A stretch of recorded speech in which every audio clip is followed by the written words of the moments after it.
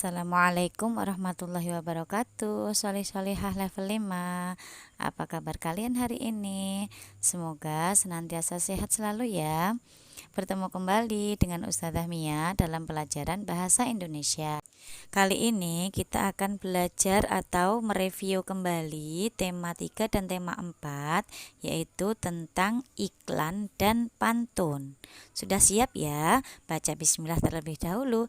Bismillahirrahmanirrahim. Yang pertama, kita akan mengulang lagi tentang iklan ya. Pengertian dari iklan itu apa sih? Nah, iklan adalah pesan yang berisi informasi tentang suatu barang atau jasa yang dibuat oleh seseorang atau perusahaan tertentu yang disampaikan melalui media cetak atau elektronik kepada masyarakat. Nah, selanjutnya adalah dilihat dari medianya. Iklan dibagi dua, yaitu iklan media cetak dan iklan media elektronik. Selanjutnya kita belajar lagi tentang ciri-ciri iklan. Nah, apa saja ciri-ciri iklan itu? Yang pertama yaitu kalimatnya singkat dan jelas. Kemudian bahasanya menarik dan mudah dipahami. Jadi ketika melihat iklan itu orang tidak perlu berpikir dua kali atau mikir sebenarnya isi iklan itu apa sih gitu. Jadi harus mudah dipahami. Yang ketiga, jenis huruf dan gambarnya menarik perhatian. Ini hubungannya dengan visual ya. Jadi ketika melihat iklan itu orang menjadi tertarik karena gambar atau hurufnya yang menarik perhatian. Yang terakhir yaitu menggunakan kalimat persuasif, yaitu kalimat yang bersifat mengajak dan mempengaruhi pembaca atau pemirsa agar mengikuti apa yang katakan oleh iklan tersebut, atau kalau misalnya menawarkan barang ya membeli barang yang diiklankan tersebut. Selanjutnya kita akan belajar tentang unsur-unsur iklan. Apa saja unsur iklan itu atau apa saja yang harus ada dalam suatu iklan itu, yaitu nama produk itu jelas harus dicantumkan dalam iklan. Kemudian gambar diusahakan untuk diberi gambar yang semenarik mungkin sehingga ketika ada masyarakat yang melihat iklan itu langsung tertarik. Kemudian kalimat iklan. Kalimat iklan ini sangat penting karena ini adalah inti dari iklan ya, kalimat iklan itu. Kemudian keunggulan produk harus dicantumkan supaya masyarakat tahu keunggulan dari produk yang diiklankan itu apa, sehingga masyarakat tertarik untuk membeli. Kemudian harga produk perlu dicantumkan supaya masyarakat tahu harga produk yang diiklankan itu berapa. Kemudian yang terakhir adalah kontak yang bisa dihubungi supaya ketika masyarakat tertarik untuk membeli bisa segera mendapatkan barang itu melalui kontak yang bisa dihubungi. Selanjutnya yaitu iklan media cetak itu bisa kita jumpai dari apa? Nah, salah satunya dari koran, tabloid maupun majalah. Dalam iklan media cetak ada yang namanya iklan baris. Apa itu iklan baris? Yaitu iklan kecil yang hanya terdiri dari beberapa baris dan biasanya terdapat di surat kabar atau koran. Ada juga yang namanya iklan kolom, yaitu iklan yang dibuat dengan memanfaatkan beberapa kolom dari surat kabar. Ini ada beberapa contoh iklan media cetak ya, yaitu iklan baris dan iklan kolom. Yang di sebelah atas adalah iklan baris, contohnya seperti itu. Berupa tulisan saja, barisan tulisan tidak ada gambar, makanya disebut iklan baris. Yang sebelah bawah ini ada kotak-kotak, itu namanya kolom ya. Karena menempati kotak-kotak kolom maka disebut iklan kolom. Berdasarkan isinya, iklan dibagi menjadi 4. Yang pertama yaitu iklan pemberitahuan, isinya menyampaikan informasi mengenai suatu hal. Yang kedua, iklan penawaran. Ini iklan yang biasa kita lihat ya, yaitu menawarkan suatu barang atau jasa. Kemudian iklan permintaan. Biasanya iklan ini berisi pencarian tenaga kerja.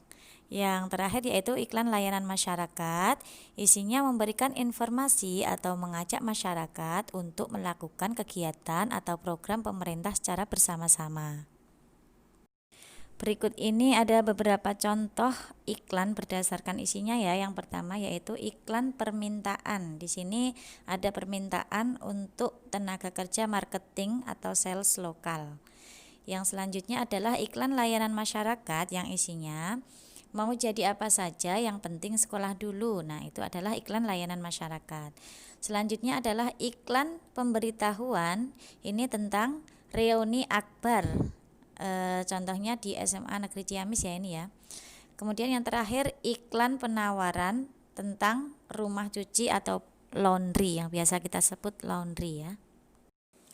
Selanjutnya kita belajar tentang pantun. Nah, pantun itu apa sih? Yaitu seni merangkai kata yang digunakan untuk mengungkapkan perasaan seseorang mengenai suatu kejadian yang dialaminya. Kemudian ciri-ciri pantun itu apa saja? Yaitu yang pertama berima atau bersajak ABAB. Kemudian tiap bait terdiri atas 4 baris. Selanjutnya tiap baris terdiri dari 8 sampai 12 suku kata. Masih ingat ya suku kata itu seperti apa? Yang terakhir baris pertama dan kedua adalah sampiran. Dan baris ketiga dan keempat adalah isi.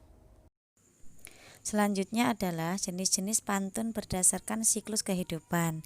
Dibagi menjadi 3 ya, yaitu pantun kanak-kanak yang berisi pengalaman kehidupan masa kanak-kanak. Kemudian pantun muda berisi pengalaman atau kehidupan masa muda.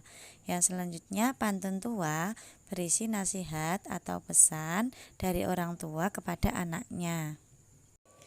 Selanjutnya kita belajar tentang jenis pantun berdasarkan isinya. Yang pertama adalah pantun nasihat. Pantun nasihat berisi pesan agar seseorang berlaku baik sesuai dengan norma yang ada. Contohnya yaitu lumba-lumba ikan besar, pandai bermain lingkaran api. Dari kecil hingga tumbuh besar harus taat abi dan umi. Nah, ini adalah isinya nasihat. Yang nomor 2 adalah pantun jenaka, yaitu pantun yang berisi lelucon yang membuat seseorang tertawa. Contohnya, ke taman bermain egrang, naik egrang, badan jadi tinggi. Semua tertawa riang melihat cabai terselip di gigi. Yang ketiga adalah pantun teka-teki, berisi pertanyaan dan digunakan untuk permainan tanya jawab. Contohnya, berenang mencari gurita, gurita dimasak pakai tungku, bola dan raket jadi senjata, olahraga apakah aku? Nah, pantunnya ini berupa pertanyaan ya, jadi nanti harus ada pantun balasan yang berupa jawaban dari pantun pertanyaan tadi. Nah, itu yang dimaksud pantun teka-teki. Yang terakhir yaitu pantun kiasan. Pantun ini berisi suatu pesan yang disampaikan secara tersirat atau tersembunyi. Contohnya yaitu makan ikan bersama Budi, yang penting ada nasi. Engkau ini ibarat padi, makin merunduk makin berisi. Jadi isi dalam pantun ini berbentuk kiasan ya, atau maknanya masih tersembunyi. Nah, berikut ini langkah-langkah dalam menulis pantun karya sendiri ya. Yang pertama, tentukan tema pantun yang akan dibuat. Kemudian, tentukan juga jenis pantun yang akan dibuat. Selanjutnya, buat isi pantun terlebih dahulu, baru membuat baris sampirannya. Yang terakhir, pastikan rima atau sajak dari baris sampiran dan baris isi sesuai ya. Yang terakhir adalah melisankan pantun. Yang perlu diperhatikan yaitu intonasi atau penekanan tinggi rendah, keras lembut, dan cepat lambatnya suatu kata. Kemudian yang diperhatikan lagi jeda atau penggalan kata dan juga pelafalan hurufnya. Kemudian volume atau keras lemah suara juga sangat berpengaruh dalam melisankan pantun. Yang terakhir yaitu tugas kalian pekan ini adalah mencatat poin penting atau hal-hal penting dari materi yang sudah Usmia sampaikan. Catat di buku BDR dengan rapi dan juga sesuai dengan EYD ya. Alhamdulillahirrabbilalamin, materi kita sudah selesai. Demikian dari Usmia. Wassalamualaikum warahmatullahi wabarakatuh.